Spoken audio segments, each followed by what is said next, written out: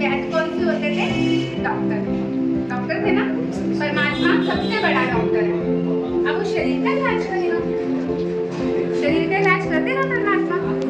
परमात्मा आत्मा का डॉक्टर है, आत्मा का वैद्य है, जो 63 जन्मों से उसके अंदर विकार रूपी बीमारियां लग गई हैं, घृणा करने की बीमारी, ना चाहते हुए भी दूसरों से पता नहीं क्यों ईर्ष्या घृणा आ जाती है, नहीं करनी नहीं चाहिए, भगवान ने कल मना करा। सुन के आते ना कहीं से कुछ भागवत वगैरह, नहीं फिर भी करते हैं। क्यों? रोग लग गया है, बेवजह दुखी होने का रोग लग गया है। आत्मा कोई कुछ कह भी नहीं रहा, बड़ा सड़ दे रहा, मेरे को बड़ा जल रहा है, कोई नहीं जल रहा भाई, अनसेटिस्फेक्शन रहती है दूसरों से। तो वैद्यनाथ बाबा क्या करता है? हमारी आत्मा की क्या करता है? आत्मा का इलाज करता है। रूह के ऊपर जो क्या लगी है, बीमारियां लगी है, ये पांचों विकारों, इन पांचों विकारों को ठीक करते हैं। अगर आप देखें डॉक्टर भी क्या कहता है, आप कोई चिंता करते हो, आपका ब्लड प्रेशर हाई रहता है, चिंता छोड़ दो। अब चिंता छोड़े कैसे? फिर क्या कहेंगे उसको, डॉक्टर को हम क्या करते हैं? जवाब देते नहीं मेरे घर में ना उथल पथल है, नहीं ये चिंता तो हो ही जाती है। चिंता कैसे छोड़े? चिंता चिता समान है, ये भी पता है, अब छोड़े कैसे? अब ये भी पता है कि मेरा मुझ में कुछ नहीं, ये भी पता है कि मैं यहाँ मुसाफिर हूँ, ये भी पता है दुनिया मेरी नहीं है। अभी शमशान में जाएंगे, कोई शरीर छोड़ेगा, एकदम से अंदर से विराग आता है, शमशानी विराग कहते हैं। अरे ये भी चला गया, मैंने भी ऐसे जाना है, अब मैं तंग नहीं होगा। बाहर जाते माया नगरी में सब भूल के वही करने लगते। तो ये कहने का अर्थ है एक बीमारी लगी है आत्मा को, हमारे वैद्यनाथ बाबा ज्ञान द्वारा उस बीमारी को ठीक करते हैं। अब कोई बीमारी ठीक करने के लिए कुछ औषधि तो देनी पड़ेगी। कौन सी औषधि देगा? रोज अपनी अपनी मूली रूपी जड़ी बूटियां अलग अलग प्रकार की। अच्छा बच्चे तुम्हें ये दुख है, आज ये वाली बूटी खा लो, ऐसे करना, वो आदत चल जाएगी। अच्छा बेटा ये बीमारी है, आज मुरली में ये वरदान मिला, राजयोग की शिक्षा में आप नहीं है तो जैसे हम रोज शिक्षा सुनते हैं, हम उस परमात्मा की वाणी को मुरली कहते हैं, महावाक्य कहते हैं। अच्छा आज बच्चे ये दुख है तुम्हें, लो आज ये वाली संजीवनी बूटी खा लो, मूर्छित हुए पड़े हो इस दवाई से, बेहोश हुए पड़े हो, लो अब ये इंजेक्शन लगाता हूँ, तुम ठीक हो जाओगे। तो ये वैद्यनाथ बाबा हमारी रूह का इलाज करते हैं, रूहों का इलाज। और जब रूह ठीक होती है, कहते हैं ना जब हमारे मन खुश होता है ना तो बड़ा खुश होता है। जिस दिन मन ठीक नहीं होता ना उस दिन एक गिलास भी यहाँ से यहाँ मन नहीं करता मेरे से, और जिस दिन ठीक हो गया उस दिन तो भाई दे पूरा घर साफ करा लो, दे ये करा लो, खूब नचवा लो गवा लो, तो मन चंगा दे। गंगा तो आती नहीं, गंगा का सागर आ गया तो लगता है। प्लस ईश्वर, अब ईश्वर क्या करता है? हमारे अंदर जो वो 5 फन वाला नाग बैठा है ना, ऐसे उसके ऊपर श्री कृष्ण को क्या करते दिखाया? विजय करते हुए दिखाया। अब उन 5 विकारों के ऊपर हमारी विजय करवा देते हैं नागेश्वर जी। इनके देखो, इनकी कर्तव्य, इनके नाम से ही इनके कर्तव्य का पता लगता है। लेकिन हम लोगों ने अब तक क्या करा? गए मत्थे टेके और कराते, उससे क्या हुआ? नहीं उससे भी हुआ। मैंने बोला ना ये जो केंद्र है ना ये बहुत ऊर्जावान है, यहाँ की ऊर्जा हम भर के आते हैं लेकिन हम उसे खर्च करते हैं, उसे संभाल के रखनी है। अब उसके कर्तव्य को जान के माना, हम थोड़ा नहीं ये कहेंगे कि आप इस मेले में आए आप कभी तीर्थ मत जाओ, लेकिन उसके अब कर्तव्य को जान के जाओ। आज तीर्थ पे जाते जाते ही हम ना जाने कितने विकारों में चले जाते हैं। चंगा खाते हैं, मंदा बोलते हैं, एंजॉयमेंट के नाम पे आज दुनिया क्या क्या करती है। सिर्फ तीर्थ के पास जाके नहा धो के स्नान करके मत्था टेक के आते, सोचते पाप उतर गए। आप सोचो आपने इतना तो चढ़ाया, थोड़ी देर के लिए उस ऊर्जा ने उतार भी दिया, हो सकता है आपके जन्म जन्मांतर का उतार, लेकिन आते आते फिर चढ़ाया। घर पे आने के बाद रोज चढ़ाते गए। होता है ना, अगर मैंने ये व्हाइट ड्रेस पहनी है तो मेरा ज्यादा ध्यान जाता है कि ये व्हाइट है, ब्लैक कलर हो, दाग नहीं दिखेंगे इस पे, लेकिन इस पे दिखेंगे। तो कलियुगी दुनिया, कलियुगी मानव का यही हाल है। मैले अब सोचते हैं महल के अंदर महल क्या दिखती है, लेकिन जब एक आत्मा पवित्र होती है ना तो वो 5 विकारों से थोड़ी चमकेगा। अब इस व्हाइट में जरा सा भी दाग हो दूर से दिखेगा, इस काले हरे पे 4 दाग लग जाए इतने नहीं दिखेंगे, गौर से देखोगे तो दिखेंगे। तो परमात्मा क्या उनसी गंगा में नहलाता हमें? ज्ञान गंगा में, ज्ञान पवित्र बनती है, फिर उसे किसी नदी नालों पर जाकर नहाने की जरूरत नहीं पड़ती। आगे आ जाओ। श्री रामेश्वरम, राम प्लस ईश्वरम, राम के भी ईश्वर। हम कहते हैं राम भगवान है, कई लोग कहते हैं ना देवी देवताओं के नाम के साथ कहते हैं ये हमारे भगवान है। आज थोड़ा भगवान का भी बताते हैं। भ प्लस ग प्लस व प्लस अ प्लस न, भा से भूमि, वा से वायु, आ से अग्नि, ग से गगन, न से नील। ये पांचों तत्वों से भी पार जो है वो है भगवान। और जो इस पांच तत्वों के देह में आता है, जो स्टार्टिंग में आते हैं दिव्य आत्माएं होती हैं, वो देवी देवता होते हैं। जो इस पांच तत्वों के शरीर में आपको कुकर्म पाप करते हैं वो राक्षस होते हैं। ठीक है, क्लियर हुआ? तो राम ने भी रामेश्वरम में रावण रूपी विकारी मनुष्य पर विजय पाने के लिए शिव की पूजा की, जहाँ राम से अगर राम भगवान है, फुल अथॉरिटी है, तो वो क्यों इसकी पूजा कर रहे हैं? मतलब राम के भी पिता है, ये सबके पिता हैं, इसीलिए इसके साथ लगाया जाता है परम पिता परमात्मा। अगर हमने कभी ध्यान किया हो, घर में जब पूजा अर्चना हवन होता है तो पंडित जी कहते हैं ओम विष्णुवाय नमः, ओम शंकराय नमः, ओम कृष्णाय नमः, ओम रामाय नमः, सबका शिव परमात्माय नमः। आज आपको एक सिंबल और दिखाते हैं। आपने कभी मंदिर बनते हुए देखे अपने आसपास? किसी ने देखे मंदिर जब बनते हैं? बताओ, नहीं देखे? जब भी मंदिर बनता है तो मंदिर जब अंडर कंस्ट्रक्शन होता है, उसके जब चार कोने तैयार होते हैं तो शिवलिंग को ऊपर से उतारा जाता है। मंदिर कंप्लीट होता है, गर्भ द्वार से देवी देवताओं की मूर्ति ढोल बाजों गाजों से लाई जाती है। इसका मतलब ये है परमात्मा ऊपर से अवतरित होता है, गर्भ द्वार से नहीं आता। इसीलिए वो ये पांचों तत्वों से पार छठे महातत्व में रहने वाला निराकारी, निर्विकारी, निरंकारी परमपिता परमात्मा है।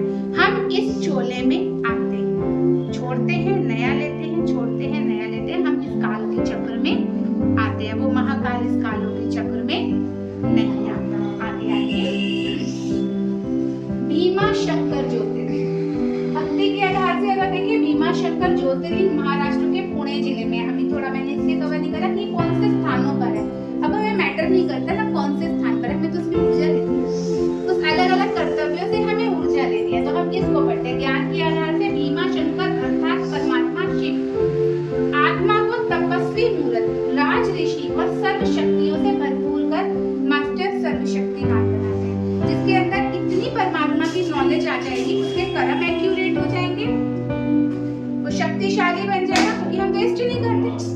अभी देखो जैसे हम हैं, हम व्हाट्सएप, ट्विटर, ये सारी चीजों से दूर रहते हैं, हमारी एनर्जी वेस्ट नहीं होती। अभी जो मैंने आपके साथ आधा घंटा करा, ये वेस्ट हुई या हुई? बड़ी सौदा है, सच्चा सौदा, नाम से संस्थाएं बनाई है लोगों ने। कौन सा सच्चा सौदा करा? उस सच के साथ जोड़ने वाला वो खुद कितना भरपूर होगा। आपने कहानियां सुनी है ना, भगवान अक्सर उसी को देता है जो बांटता है। हम बांटते हैं, हमें परमात्मा और देता है। तो परमात्मा सबसे पहले क्या बनाता है? आत्मा को तपस्वी मूर्त, तप करना है। तप का मतलब ये नहीं है कि थोड़ी देर के लिए हमने खाना छोड़ दिया। तपस्या का तो ये लोग समझते हैं ना, व्रत, तप, जप, पूजा। तपाना है। अग्नि में क्या करो? अग्नि में कोई भी चीज डालो, रूप चेंज हो जाता है। अब अपनी कमी कमजोरी को मेडिटेशन, आत्मा की जब ज्योति जलेगी तो उस ज्योति में हमारे सारे विकारों को एक एक करके भस्म करना है। तपस्या करनी है, सच्चा तपस्वी मूर्त बनाते हैं, राज ऋषि बनाते हैं। आपने देखा राजाओं के पास भी एक ऋषि होता है, उनसे गाइडेंस लेते हैं, फिर वो राजा का रूप में आते हैं। तो राजाओं से ऊपर भी एक ऋषि होता है, राज ऋषि बनाते हैं और सर्व शक्तियों से भरपूर करते हैं। सर्व शक्तियां जब आप कोर्स करेंगे, जो भी आप नए हैं, अष्ट शक्तियों से आपकी यहाँ पे पहचान कराई जाएगी 7 डेज में। सूक्ष्म शक्तियां पहले दिन ही बताई जाती है, मन, बुद्धि और संस्कार पर कंट्रोलिंग रूलिंग पावर कैसे करें, पुराने विकारी संस्कारों को चेंज कैसे करें। तो ये सब परमात्मा हमें बनाता है। इसलिए भीमा शंकर, भीम को दिखाया ना, बहुत सॉलिड दिखाया गीता में। भीम बहुत पावरफुल था, सबसे पावरफुल था। तो हमारे अंदर भी वैसी पावर्स आती है। कहते हैं इसी का भक्ति में यादगार है कि जब राजयोगी तपस्वी मूर्त शंकर बच्चे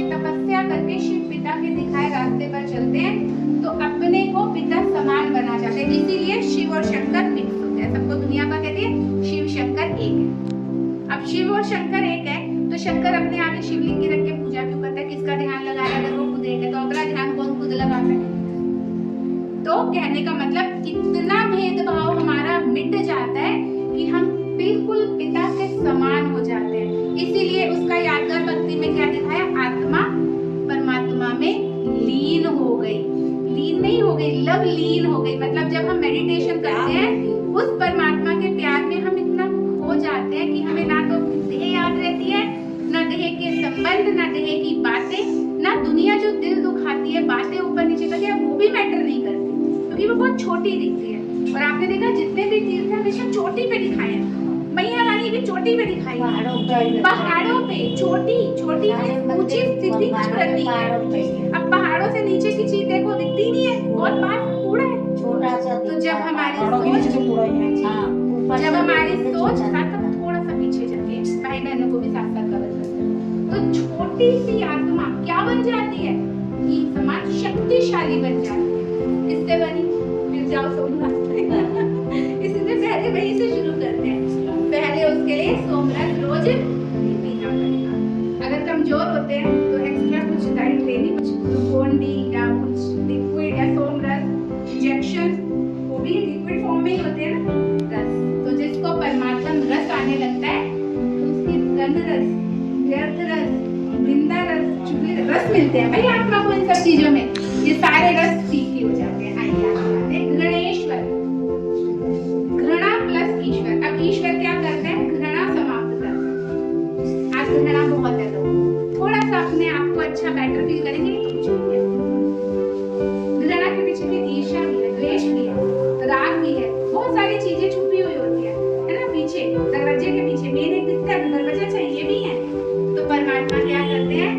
तज्यो घृणा भाव न देखो, एक दूजे की बुराई, एक पिता की हम संतानें आपस में सताए।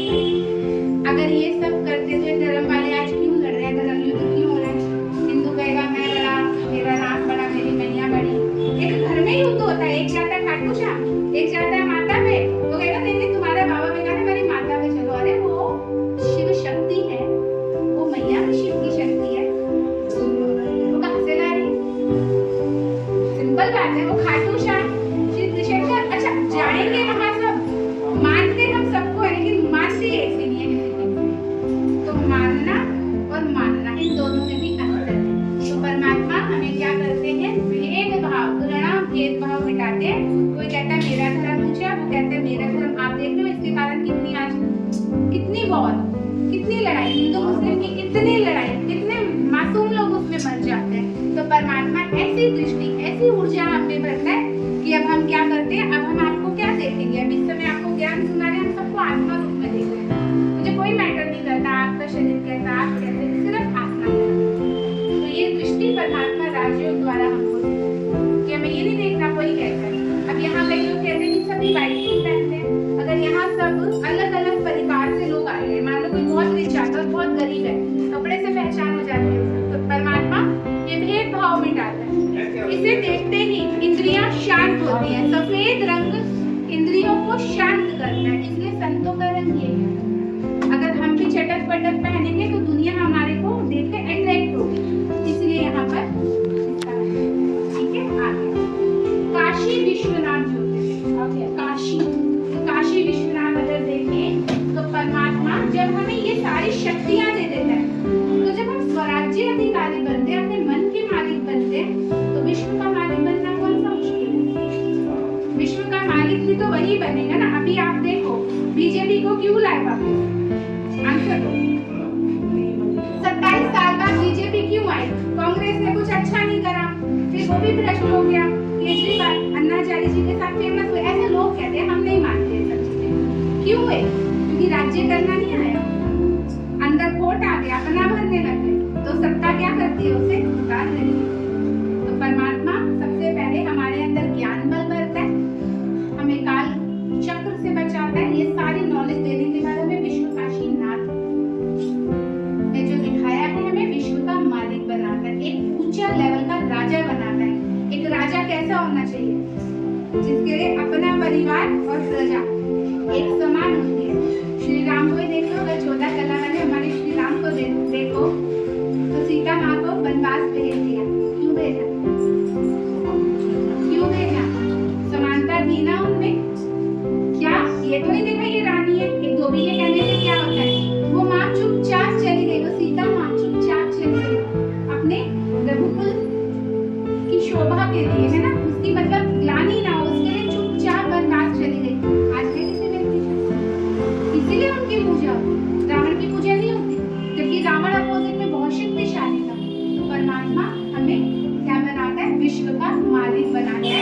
और विश्व का मालिक सिर्फ एक जन्म के लिए नहीं बनाता, 21 जन्म के लिए बनाता है। अभी जब आप जितने भी नए हो कोर्स करोगे, सतयुग और त्रेता अंत तक 33 करोड़ देवी देवताओं का गायन है। तो आप भी उन 33 करोड़ देवी देवताओं में आना है ना सार्थक भाई? आना है, आना ही है, ठीक है। तो देखने में ये आपको एक आंख प्रदर्शी लगे, लेकिन ये बहुत हीरे लगे। तो इनमें से हमने आई थिंक कोई भी तीरथ नहीं किया। मुझे दिल करता है मैं हो जाए। ये सारी ऊर्जा रोज मैं अपने आप में पूछती हूँ उस परमात्मा से, मुझे नहीं लगता मुझे कहीं और जाने की। ओम शांति। भाई जी बाहर भी होंगे, एक दो समझ नहीं आ रहा, इसका कोई लॉजिक तो होना चाहिए। तो इससे सिद्ध होता है परमात्मा एक है, लेकिन उसके बच्चे हम आत्माएं इस 84 के चक्र में आती हैं। उसके लिए क्या बनाया आगे अभी पशुपतिनाथ जी जब समझेंगे तो बताएंगे। सोमनाथ का अर्थ क्या है? आए हैं सोमनाथ ज्ञान रूपी सोमरस पिलाने, विकारों से छुड़ाए, मानव से देव बनाने। एक घर में दो बच्चे, एक झूठ बोले, मारपीट करे, गाली गलौज करे, शराब पिए, माँ बाप को धन ना दे, और एक बच्चा आज्ञाकारी और सेवा करे, अपनी माँ ही बोल देते ये रावण है ये राम है। अब एक माँ के बच्चे राम और रावण कैसे हो सकता है? तो कैसे हमने जज करा कि आदत से, उनके संस्कारों से। तो परमात्मा हमें सोम रस पे लाकर हमें क्या बनाता है? विकारों से छुड़ाकर मानव से देव बनाता है। आगे चलते हैं हमारे जागेश्वर ज्योतिर्लिंग के पास, यहाँ कलेक्ट हो जाओ। किसको जगा रहा है? ईश्वर तो सदा जागृत होता है, ईश्वर तो सदा अखंड है, निराकारी है, निर्विकारी है, निरंकारी है, वो बुझता नहीं। तो जाग प्लस ईश्वर किसको जगाने आया? अभी 9 दिन आएंगे, जागो जागो माँ ज्वाला जागो। ज्वाला माँ तो सदा जागती जो होता है। ज्वाला जी में आई थी, मुझे नहीं लगता कभी ज्वाला सोई होगी। हमारे अंदर की ज्वाला सोई है, हमारे अंदर की ज्योति बुझती नहीं है पूरी तरह, कम हो जाती है, बैटरी डिस्चार्ज हो जाती है। तो जागेश्वर जी हमें यही सिखाते हैं, इस पतित दुनिया में आकर ये तीसरे नेत्र से, आत्मा रूपी नेत्र, उस ज्योति को पुनः जागृत करते हैं। जब आत्मा का ज्ञान अंदर होगा तो हम सही और बुरे का अच्छी तरह से फर्क पता कर पाते हैं।